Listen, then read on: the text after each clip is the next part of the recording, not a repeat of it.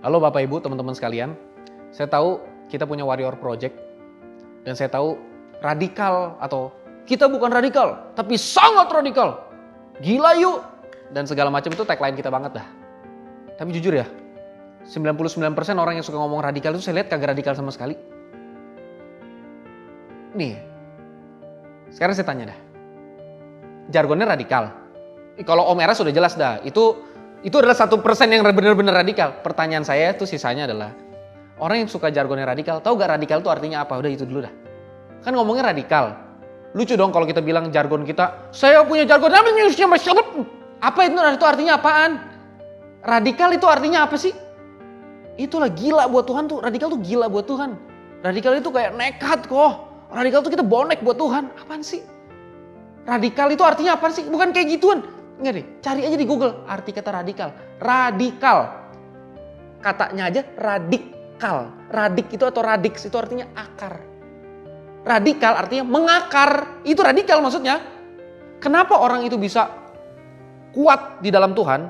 Mau diterpa pencobaan dosa apapun dia tetap radikal di dalam Tuhan. Karena dia mengakar. Kalau nggak ada akarnya cuman atasnya doang. Itu justru kebalikannya radikal. Dan kebanyakan anak muda Kristen fokus timbul di luarnya. Fokus nampilin apa yang kelihatannya rohani. Doa 30 menitnya. Ikut komselnya. Quotes-quotes rohaninya. Baju sopannya. Tatonya dihilangin. Ngomongnya gak ada anjing, anjay, anjir. Gak ada, semuanya haleluya puji Tuhan. Itu bukan radikal. Radikal itu artinya mengakar. Mengakar itu gara-gara baca Alkitab. Gara-gara dengar khotbah. Gara-gara punya jam doa yang serius. Kalau nggak punya itu semua, apanya yang radikal, dari mananya radikal? Korma itu adalah bentuk tanaman yang radikal tuh. Karena korma, kalau dia lagi mau bertumbuh, dia tumbuhnya ke bawah dulu. Lama banget dia tumbuh ke atasnya. Kalau kita tanam korma nih, kenapa sih kagak tumbuh-tumbuh ke atas? Karena dia ngakar dulu tuh ke bawah, ke dalam. Sekalinya dia keluar ke atas, kuat itu. Mau ditempa kayak apa juga kuat. Kenapa dia harus ke bawah? Korma kan ditanamnya di daerah padang gurun gitu ya, yang kering-kering. Akarnya harus panjang ke bawah, karena mencari lebih banyak sumber air. Dan kalau padang gurun, angin kencang, badai pasir, dia tetap standby.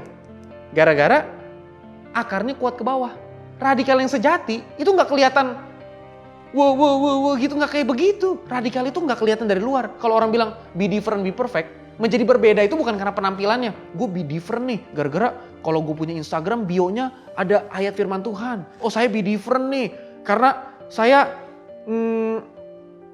kalau di gereja udah ada jargon-jargon gimmick-gimmicknya nih. Lihat gelang saya nih, sampai nempel, sampai ini gelangnya Corpus Delicti ini ya saya dapetin nih. Wah ini hasil radikalisme.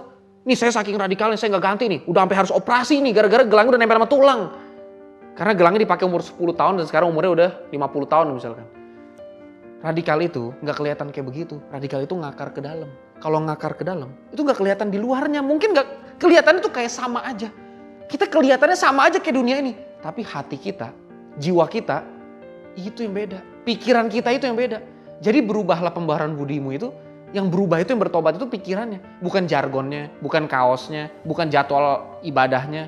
Wah kalau radikal kok, itu artinya setiap hari ke gereja. Oh rapat-rapat kok ya.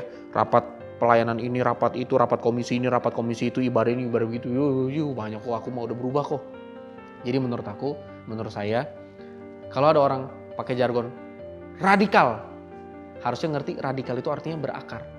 Kalau dia mengakar, maka orang yang radikal ciri-cirinya adalah satu, dia benar-benar suka membaca dan meneliti firman Tuhan. Walaupun dia bukan sekolah teologi, tapi kan kita sendiri tahu, biologi adalah ilmu yang mempelajari tentang makhluk hidup. Teologi adalah ilmu yang mempelajari tentang Tuhan. Kalau Tuhan Bapa kita, kita anaknya, ya kita sudah seharusnya mengenal Bapa kita, nggak perlu sekolah teologi buat belajar firman Tuhan. Kalau kita radikal, itu pasti kita suka dan seneng meneliti firman Tuhan. Orang yang suka dan seneng, satu nggak perlu diingetin buat baca doang. Yang kedua, nggak mungkin hitung-hitungan pas baca. Yang ketiga, kalau baca Alkitab terus tidak bingung, itu pasti tidak baca Alkitab. Orang yang baca Alkitab punya satu pertanyaan, habis dia baca Alkitab pertanyaannya jadi 10. 10 pertanyaan, dia baca Alkitab, pertanyaannya jadi 100. Kalau pertanyaan yang kagak nambah, kagak mungkin dia baca Alkitab. Alkitab itu tidak memberikan jawaban, justru membuat kita semakin bertanya. Kan itu ciri-cirinya haus dan lapar kan? Haus dan lapar itu semakin ingin makanan. Kalau dekat Tuhan, terus jadi kenyang, jangan-jangan itu kerohanian yang palsu. Karena kalau sejati dekat Tuhan, kenyangnya itu biasanya gak bertahan lama. Karena setiap hari kita semakin haus, semakin lapar, semakin penasaran. Kalau orang habis baca Alkitab terus bilang, akhirnya gue ngerti tentang Tuhan. Udah dah, kali ini gue udah gak usah baca Alkitab lagi. Kan udah ngerti. Itu kemungkinan besar dia kagak baca Alkitab. Atau kagak serius baca Alkitab. Orang yang serius baca Alkitab, habis dia baca seluruh Alkitab terus dia bilang gini, ini gimana sih maksudnya? Kok pertanyaan saya sekarang makin banyak ya? Nah, kalau pertanyaannya makin banyak tentang kekristenan, kemungkinan besar orang itu bener-bener nyari kehendak Tuhan. Malah saya paling suka adalah orang gini loh. Sampai meninggal, nyari terus kehendak Tuhan. Cari terus kehendak Tuhan. Sampai meninggal, nanyanya begini, setiap doa cuma nanya gini dong, Tuhan, saya gak minta kaya, saya gak minta sehat, saya menjaga kesehatan saya dengan makanan yang bergizi seimbang, istirahat yang teratur, olahraga yang cukup, istirahat yang cukup, maksudnya begitu deh ya. Dan saya menjaga ekonomi saya dengan cara saya bekerja keras, bekerja cerdas. Tapi Tuhan, yang saya minta tolong adalah, tolong kasih tahu saya kehendakmu apa sih Tuhan buat saya lakuin. Karena saya nggak tahu kehendakmu dalam hidup saya itu seperti apa. Saya harus ngapain dalam hidup ini Tuhan. Dan mungkin sampai meninggal, dia nggak tahu tuh. Dia nggak kejawab pertanyaan itu. Di surga akhirnya ketemu Tuhan. Terus hal pertama yang dilakuin adalah, dia cium kaki Tuhan terus dia bilang, Tuhan, apaan sih kehendak Tuhan? Selama hidup saya nyari terus. Kok kayak nggak pernah ketemu ya? Kehendak Tuhan apaan sih buat saya lakuin? Tuhan bilang, persis yang kamu lakuin itulah kehendak saya. Selalu mencari kehendak saya tanpa pernah merasa sudah sepenuhnya mengerti. Jadi ciri-ciri orang yang benar-benar melakukan kehendak Tuhan dan mencari kehendak Tuhan adalah dia tidak pernah berhenti mencari kehendak Tuhan. Kalau orang udah pede banget bilang, inilah kehendak Tuhan. Saya harus membeli gedung ini karena gedung ini akan menjadi pusat kegerakan Roh Kudus. Di mana? Oh ya udah deh, kalau udah kayak begitu mah udah deh. Ya udah deh, bener dia kita sesat ya, saudara. Jadi teman-teman semua, kalau kita bilang kita ini radikal, atau kita ini bilang kita semangat dalam mengikut Tuhan, gila yuk. Nah, jangan sampai perbedaan kita dengan orang-orang adalah perbedaan yang terlihat. Wah, kalau saya mengerti Alef, Bet, Gimel, Dalet, He, Waw, Zain, Ket, Tet, Yot, Kaf, Lamet, Mem, Nun, Samek, Ain, Pe, Sade, Kof, Resin, Tau, Alfa, Beta, Gamma, Delta, F, Tet, waduh. Kesannya kalau saya ngerti bahasa Yunani Ibrani maka saya radikal. Karena saya belajar serius di sekolah Alkitab, saudara tahu saya doa. Orang yang radikal sejati, penampilan luarnya seperti orang biasa. Seperti orang dunia. Penampilan itu dilihat biasa pakai kaos, celana, biasa aja. Hidupnya biasa aja, ngomongnya juga biasa aja gitu. Ya nggak ngomong jorok juga, biasa-biasa aja. Biasa aja.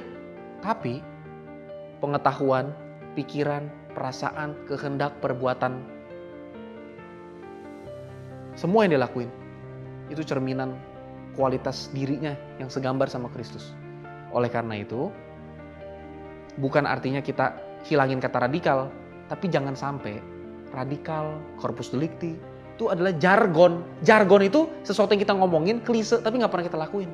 Wah, kalau begitu mah kita cuma pindah jargon. Dulu jargon kita percaya Yesus pasti masuk surga. Terus sekarang kita bilang, oh itu sesat. Jargon yang sejati itu adalah, mari kita menjadi corpus delicti yang terakhir. Siapa tahu kita corpus delicti terakhir, setelah kita Tuhan datang. Mari kita menjadi sempurna. Langit baru, bumi baru.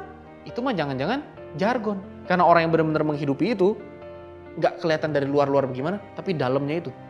Apa yang kita lakuin ketika gak ada yang lihat, itu baru karakter.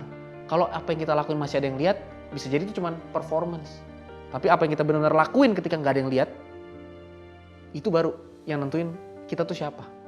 Tuhan Yesus memberkati.